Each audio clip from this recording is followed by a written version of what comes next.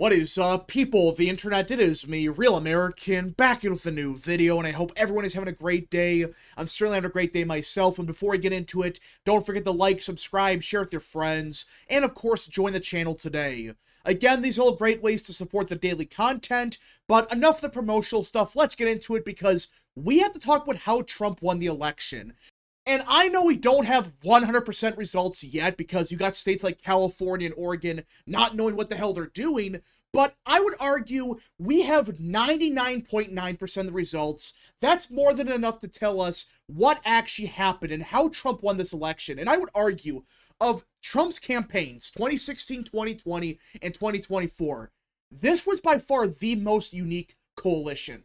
Like, I don't think anyone can deny that. I mean, for the first time in years, a Republican actually won the popular vote. That means, more than likely, they did something way different than 2016 or 2020. So let's get into it.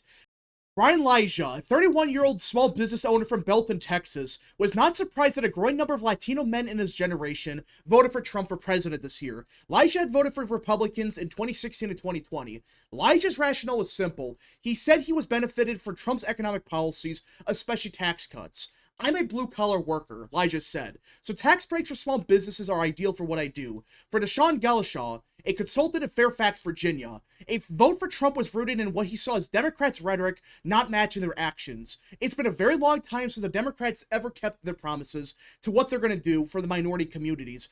And I would argue these are the two biggest reasons as to what happened in 2024.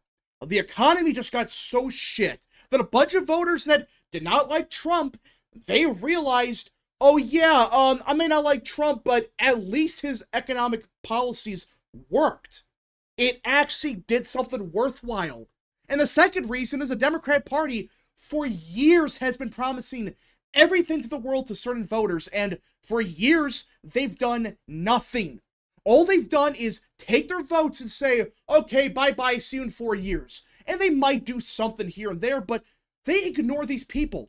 Like, they just take them for granted, and it looks like it backfired. Look at this. Trump gained a larger share of Black and Latino voters than he did in 2020 when he lost to Democrat Joe Biden, and most notably among men under the age of 45, according to AP Votecast, a nationwide survey of more than 120,000 voters. About 3 in 10 Black men under the age of 45 went for Trump, roughly double the share he got in 2020. That is not a misquote. You did not mishear what I just said. According to the AP Votecast, which compared to every other exit poll is the best, they found that Trump got 33% of Black men under the age of 45. 33%. Back in 2020, he got like 15% at most, right? Like 12 to 15%, somewhere in that range. In 2024, he got 33% of Black men under the age of 45. Young Latinos, especially young Latino men, were more open to Trump than in 2020. Roughly half of young Latino men voted for Harris, compared with about 6 in 10 who went for Biden. And in fact, Trump actually won the young Latino men vote. Yeah, that's not a joke. According to the AP Votecast, which is the best exit poll, Trump got 49% of Latino men under the age of 45. Harris got 48. When was the last time this has happened? Has this ever happened? I honestly don't know. Especially in recent times. Has there ever been a cycle where the Republican for president, not just for some random Senate race or gubernatorial election, no, for the presidency at the national level, won the young Hispanic vote, especially Hispanic men? I don't think that's ever happened, and now it becomes obvious as to why Trump won or how. He ran it up with young voters, not just young white men, no. Young Black men, young Hispanic men, hell, even women. There was a substantial shift towards Trump with even white women, young white women, which, by the way, everyone is saying, oh, they're going to shift 80 points towards Harris. Trump won this vote by 4 points. Even young Black women, Trump got 13%. Hispanic women, he got 38% against Kamala Harris, who everyone was saying was going to do so good with women that it was going to cause a blue wave. Remember that? Yeah. In fact, she did worse with Every demographic, not just young men, but young women, young black women, young Hispanic women, just across the board. She did worse with everyone. And you begin to realize, oh yeah, this is why Trump won. He ran it up with every group, especially younger voters. I think it's important to say that Latinos have a significant impact in deciding who the next president was going to be and re-elected Donald Trump. Pornor said, Latino men certainly responded to the populist message of the president and focused primarily on economic issues, inflation, wages, and even the support of immigration reform. Wow, you're telling me that these people are against mass immigration? I thought I was reliably informed that, oh, just because you're Hispanic, you support amnesty. No, they don't. This was a falsehood pushed by Democrats and even Republicans for years, that by some miracle, if you're a Hispanic voter, no matter what, you're automatically pro-amnesty. That is bullshit. There's plenty of polls out there to prove that these voters, they're against mass immigration. They're against amnesty. They want real change. And Trump's message worked. Not just with young men, but with young women. Who, remember, everyone was saying abortion was going to save the Democrat Party. Yeah, it didn't. In fact, you could argue because she focused so much on abortion and not anything else, that it costed her support with young men. Because young men, even most young women, they didn't care about abortion. That's a fact. They did not care. They worried more about, hey, how can I afford groceries next month? How can I buy a house in a couple of years? That's what young voters really cared about. Not about abortion. Like, yes, some did, but the vast majority of young voters, they cared more about the economy, immigration, law and order, the future of America. They don't really care about abortion. Like, yeah, they might be pro-choice, but they're not making it their number one issue. Outside of some young voters, I understand they made it the number one issue, but for the vast majority of people, not so much. While about 4 in 10 young voters under the age of 45 across racial and ethnic groups identify the economy as a top issue facing the country, older white and Latino voters were likely to cite immigration, with about 1/4 of each saying that that was their top issue. Oh, I thought that young voters cared so much about abortion and democracy. Nope. They cared about the economy. They cared about issues that actually matters to them. This is what the Democrat Party failed to understand. And right now, it seems like they have yet to understand why they lost, and by such an embarrassing margin. They lost because they ignored what people cared about. Young voters, they care about the economy. They care about, hey, can I buy a house next year? That's what they care about. They don't care about abortion. And I know some do, but the vast majority, they don't care about any of that stuff. They only care about stuff like the economy, like, okay, well, I'll be able to buy a house next year. A clear majority of young black voters describe the economy as not so good or poor. Compared with about half of older black voters, majorities of Latino voters, regardless of age, said the economy is in bad shape. That belief made it more difficult for Harris to highlight the actual numbers of the economy, because guess what? No one believes them. No one believes these numbers. I mean, seriously, when you have like 85% of people saying, outside of Democrats, saying the economy sucks, the economy probably sucks. I don't care what 100% of Democrats say the economy is good. Who cares? The average voter thinks we have high inflation, the cost of living is through the roof, the economy stinks, we have a crisis at the southern border, but oh, the unemployment's at a record low. The economy sucks. The fact that the Democrat Party did not understand this, they really thought if they just gaslit every American into thinking the economy is great, by some miracle, that was gonna win them the election. Well, guess what? It didn't happen.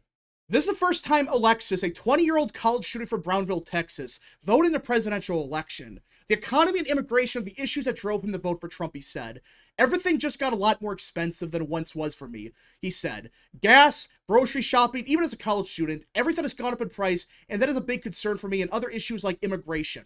I'm sure that he's just lying. I'm sure that, oh, he's gaslighting himself into thinking the economy sucks, but it's actually good.